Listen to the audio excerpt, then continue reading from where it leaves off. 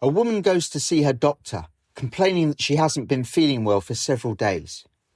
The doctor examines her, goes away, and comes back with 3 large jars of pills. Take the green pill with a big glass of water first thing in the morning, the doctor says. Then the blue pill with a big glass of water after lunch. And just before bed, take the red pill with another big glass of water. The woman is upset that she has to take so many pills.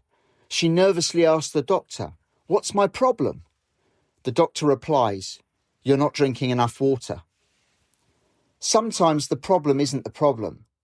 It's what's underneath it.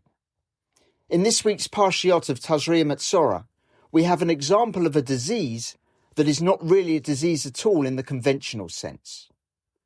On the face of it, tzara'at seems to be a purely physical phenomenon, a skin condition that needs treating like any other physical ailment that we may experience. However, tzara'at is actually a physical manifestation of a spiritual lacking. It is the consequence of behaving in an unacceptable way. We don't have tzara'at today. It stopped with the destruction of the Beit HaMikdash. The question therefore is, why does the Torah spend well over 100 pasukim speaking of a skin condition that does not currently exist? The Torah is eternal. It's relevant in every generation. So what are we supposed to be learning, understanding and implementing in our daily lives if we don't experience tzara'at? We will see that the Torah is teaching us what destroys a society and, consequently, therefore, how to build one. It's well known that tzara'at is caused by lashon hara. Examples given in the Torah are when Moshe says to Hashem at the burning bush that Bnei Yisrael won't believe him when he tells them Hashem sent him to liberate them. Hashem tells Moshe to put his hand on his chest. He does so and it becomes infected with tzara'at. He then returns his hand to his chest and it becomes normal again. Similarly, when Miriam speaks badly of Moshe, she is afflicted with tzara'at. However, the Gemara in Arachin 16 Amud Aleph actually specifies 7 sins for which one suffers from tzara'at: lashon hara, murder, false oaths, immorality, inappropriate relationships, arrogance, theft, and stinginess. Now, on the face of it, this could seem like a random list of aveirot. However, it is far from random. It is a blueprint of how to destroy a society. These 7 aveirot are the core ways we diminish, undermine, and eventually destroy another human being. Lashon hara destroys reputation. A person's reputation is vital to be able to function successfully. When people speak lashon hara, they can destroy someone's prospects for marriage, their career, and their very ability to function in their community. The ramifications are endless for the destruction that lashon hara can do to another individual. Murder, of course, destroys existence. You're physically erased. False oaths destroy a person's reality, because when you destroy truth, you destroy existence. And we're living this right now. Lies are repeated until existence is questioned. So with Eretz Yisrael, we're accused of genocide, of war crimes. And of course, what comes next? It's questioned whether Eretz Yisrael really has a right to be in the family of nations, has a right to exist at all. And we see it with the Jewish people themselves. We're accused of controlling the media, running the world, being behind everything bad that happens in the world, whether it's Charlie Kirk's murder, 9/11, or anything else. And of course, what happens then? It's questioned whether the Jewish people really deserve to exist. And of course, Hitler came to the conclusion that we didn't. Immorality destroys intimacy and the possibility of deep and close relationships, because immorality, inappropriate relationships, destroys the trust and safety that is required to be able to nurture very close connections with others. Arrogance destroys people's self-worth because it undermines the contribution that others make. When someone walks into a room and acts like only they matter, everyone else disappears. Theft destroys dignity by taking away the sense that anything a person has is theirs. When one's personal belongings, could be a watch, a computer, sentimental items that have come from relatives moved on, when those are taken, a person feels violated, they feel undermined. Stinginess also destroys self-worth. While arrogance means a person's contribution is not recognised, stinginess means a person's needs, their requirements are not considered. This undermines their self-worth because in both cases, whether it's their contribution or the things that they need, it's like they don't matter. When people value others, their reputation, truth and their reality, intimacy, then society can flourish and prosper and grow. Conversely, undermining others, their reputation, self-worth and dignity is an effective way to destroy any cohesion and any sense of togetherness at all. Without this, society unravels. If these 7 Aveirot destroy society, where do they come from? What is their root? The first rupture in the world, the first disconnection came through the Nachash, the snake, the serpent. When Hashem created the world, there was connection between Shemayim and Aretz, the physical and the spiritual. We're told in Hagiga, in 12 Amud Aleph, that Adam Harishon's feet were firmly in Haaretz, it was firmly in the earth, and his head was in Shemayim. Of course, that doesn't mean he was millions of miles high and tall. That's not what it means. It means that heaven and earth, Shemayim and Aretz, they were connected. When Adam Harishon eats from the tzara'at, from the tree of knowledge of good and evil, the Gemara says he was diminished. There's disconnection. The link between heaven and earth, Shemayim and Aretz, is separated. So originally the Shekhinah was able to dwell with Adam and Chava in Gan Eden. But the sin of eating from the tzara'at brought disconnection to the world, severing the link between Shemayim and Aretz, the physical and the spiritual, and meaning that the Shekhinah no longer had a place to dwell in the lower realms. The Zohar explains that the Nachash is the vehicle through which evil enters the world. It's one koach, one power, one system. So it starts as the Yetzer Hara, persuasion. And we understand that the Yetzer Hara originally was external to Adam and Chava. It wasn't within them. It was the Nachash that persuaded Chava to eat from the tree. Today, after that sin, the Yetzer Hara is within us. It's our own inner demons enticing us with physical desire against our interest. It then presents as the Satan, the accuser, the prosecutor. Once we have behaved inappropriately, the Satan will accuse us so we can be punished. The ultimate consequence, of course, is the Malach HaMavet, of death. Eating from the tzara'at brought death to the world. This disconnection that the Nachash brought into the world can manifest as the forces that disconnect us from Hashem or the forces that disconnect us from one another. Tzara'at is not a result of the disconnection between man and Hashem. That's why idolatry is not one of those 7 Aveirot. It is about society and the disconnection between man and man. The 7 Aveirot all manifest from the Nachash, the source of evil, and are the core ways that we make achdut in society impossible. Conversely, when we respect these areas, we can build a sense of achdut, a sense of togetherness. The Nachash doesn't just introduce sin. It models every form of destruction. We can see the manifestation of these averot in Arachin 16 Amud Aleph that we get tzara'at for in the behaviour of the Nachash. So Lashon Hara, the Nachash told Chava that she'd be like Hashem, knowing good and evil.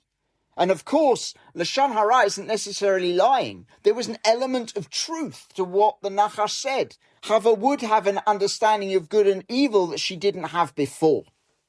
Nevertheless, it was Lashon Hara. It was disparaging. It shouldn't have been said. Murder, eating from the tzara'at, brought death to the world. False oaths. The Nachash destroyed reality by telling Chava she'd be like Hashem. Her eyes would be open and she'd be like Hashem, which of course was not true. Immorality. The Midrash tells us that the motive of the Nachash was the Nachash wanted to be with Chava. The Nachash wanted Chava. Arrogance. The Nachash saw itself as equal to mankind. It was at the time the highest of all the animals, but it was not equal to man. Theft. The Nachash persuaded Chava to take something that wasn't hers. It was exclusively Hashem's. You can eat from any tree in the garden, but not the tzara'at. And stinginess. The Nachash defines Hashem as stingy. You could be like Hashem, Chava, but Hashem won't let you. He won't let you eat from the tree that will make you like him. Made out like Hashem was being stingy, which of course was ridiculous. But in the moment, Chava believed it. The Nachash never disappeared. In relations between man and man, it presents itself as Lashon Hara, murder, falsehood, immorality, arrogance, theft, stinginess. But ultimately what it produces is disconnection. The Ramban explains that tzara'at is not a natural phenomenon and only happens in Eretz Yisrael. When the Shekhinah is among Klal Yisrael, tzara'at can appear on people, on clothing and houses. Where the Shekhinah is present, spiritual corruption can become physical. So, in the cases we have in the Torah, with Moshe, the tzara'at was really simulation. You know, Moshe didn't really get it. It was he put his hand against his chest and his hand comes out tzara'at and then he puts it back and it goes away. It was a message to Moshe, but it was simulation. But of course it happened when the Shekhinah was there. The Shekhinah was in the burning bush speaking to Moshe. With Miriam, the Shekhinah is among Klal Yisrael in the Midbar. The Shekhinah had come down into the Mishkan to dwell among Klal Yisrael as they were going through the Midbar. With this understanding, we can explain a number of ideas about tzara'at. The purpose of Torah is for Klal Yisrael to build a society among which the Shekhinah can dwell. Therefore, tzara'at only appears in Eretz Yisrael, because that is the only place where the purpose of Torah can be completely fulfilled, where the Shekhinah can dwell. Of course, the Shekhinah dwelt with the Bnei Yisrael in the Midbar, but once they entered Eretz Yisrael, that was the only land it was going to dwell in, and therefore the only place that tzara'at after that appeared.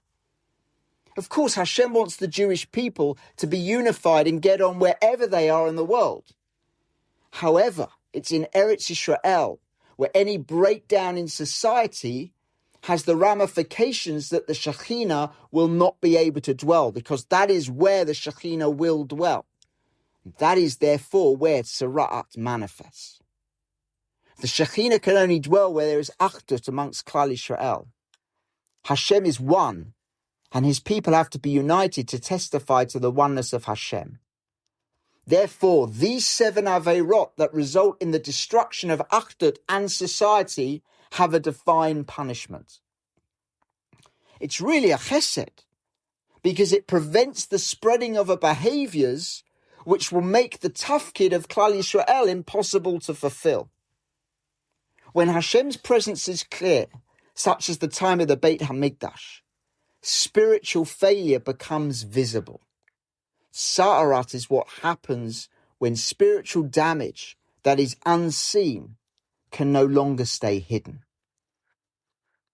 The Gemara in Arachin 16 Amud Aleph says that the punishment for the first 5 of the 7 aveirot, lashon hara, murder, false oaths, immorality and arrogance, is tzara'at of the body. Tzara'at of the body requires one to leave the camp or the town in which they are.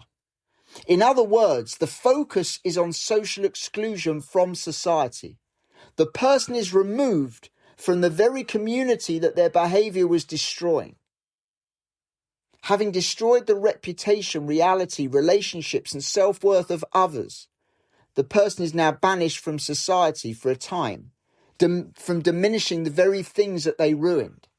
It's their presence, their active presence doing these things that's destroying society, and therefore their presence is removed. But the Gemara in Arachin 16 Amud Aleph goes on to explain that for the last 2 aveirot, theft and stinginess, tzara'at on your house is the result. Before the Kohen begins his examination of the house contents are emptied so they do not become impure. The Gemara in Yoma in 11 Amud Bet explains that the person who denied owning certain possessions and refused to lend them to others now has them presented in society for all to see. Similarly, the thief who took possessions belonging to others is now exposed with everyone being able to see the items which they stole. So in the last 2 cases of theft and stinginess, the person who removed themselves from society by not giving to others, to lending to others, or by taking things that don't belong to them, is not excluded from society, but thrown into society. Their possessions are exposed in the public arena for all to see. Tzara'at is therefore midah keneged midah. Those that undermine society, that destroy achdut by being present through lashon hara, murder, false oaths, immorality and arrogance, are excluded from that society. Those that undermine society by excluding themselves and living outside of social structures, thieving from others and refusing to lend when others are in need, are thrown into the very society from which they try to exclude themselves.